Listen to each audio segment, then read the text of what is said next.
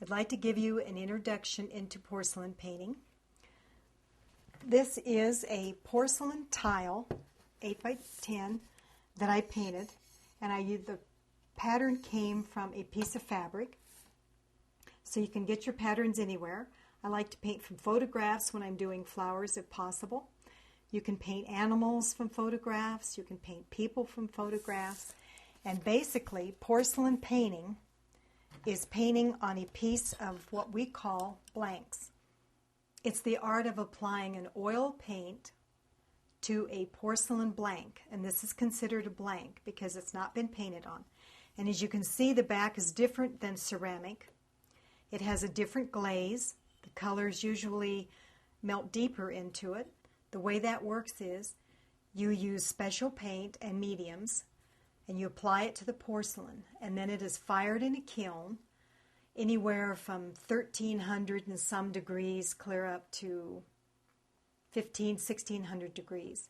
And what happens in that process is the glaze on your glazed porcelain softens. It becomes liquefied, and the paint sinks into the glaze, and at the end of firing, it will take several hours to cool down.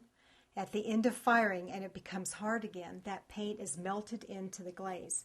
And that's what makes it so interesting, is because it's such a different form of medium and a different form of painting.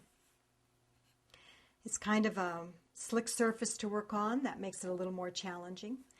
And one piece of porcelain painted can take anywhere from 1 to 12, 15 fires.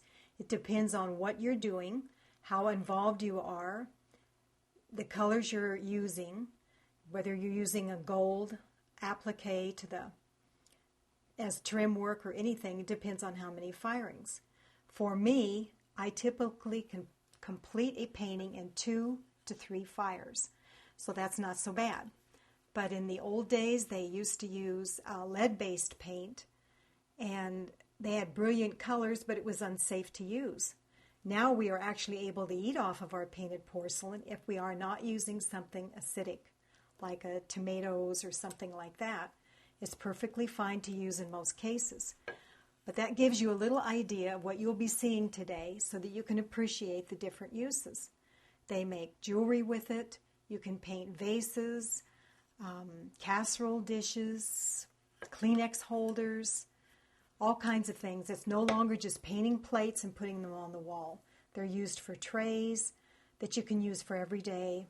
So it's really expanded a lot over the years, and it's become more of an everyday and practical use rather than just an ornament to be hung and enjoyed.